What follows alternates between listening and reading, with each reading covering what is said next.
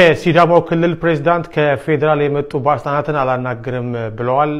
አለቃ ደወለ በሚል ጥለዋቸው እንዲሄዱ ነው የተገለጸው። ምንጮቻችን እንደገለጹት እሳቸው አለቃ የሚሉት እንግዲህ ጠቅላይ ሚኒስትሩ ነው።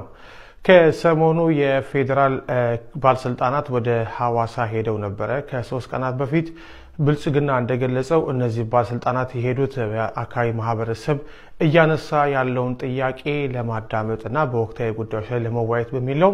የሲዳማው ክልል ፕሬዝዳንት የሚቋጠሩት ሚዲያ ግን እነዚህ ባለስልጣናት ማለትም የኢንዱስትሪ ልማት ሚኒስትር አቶ መላኩ አለበልና የብልጽግና ፓርቲ ዋና ጽሕፈት ቤት አደራጀት ዘርፍ ኃላፊ አቶ ፍቃዱ ተሰማ የመጡት ልማት ለመጎብኘት ነው በሚል ዜናውን እንዲታለፍ አድርገዋል። ያው ህዝብ ሊሰሙ ነው የሚለው ነገር እንዲቀር አድርገዋል ማለት ነው። እና እነዚህ ባለስልጣናትንም ኤርፖርት ላይ ሲደርሱ ሐዋሳ ኤርፖርት ላይ አልቀበልም በማለታቸው የተነሳ የሲዳማ ክልል የብልጽግና ፓርቲ የቅርንጫፍ ጽሕፈት ቤት ኃላፊ አቶ አብርሃም ማርሻሎና ሌሎች ሐዋሳ ከተማ ባለስልጣናት እንደተቀበሏቸው ነው የሰማ ነው።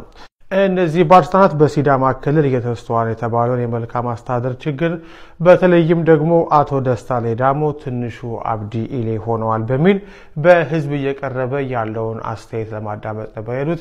በዚህም ስብሰባ ተዘጋጅቶ የክልሉን ፕሬዝዳንት ለማናገር ፈልገው እንደነበር እነዚህ ከፌደራል መንግስት ክልል ባለስልጣናት የሲዳማ ክልሉ ፕሬዝዳንት አቶ ደስታ ሌዳሞ ግን አለቃ ደወለ በሚል ስልካቸውን አንስተው እንደሚያወራ ሰው ሆነው ጥለዋቸው እንዲሄዱና ለማናገር ፈቃደኛ እንዳልሆኑ ምንጮች ነግረውናል። ይሄ ብቻ አይደለም።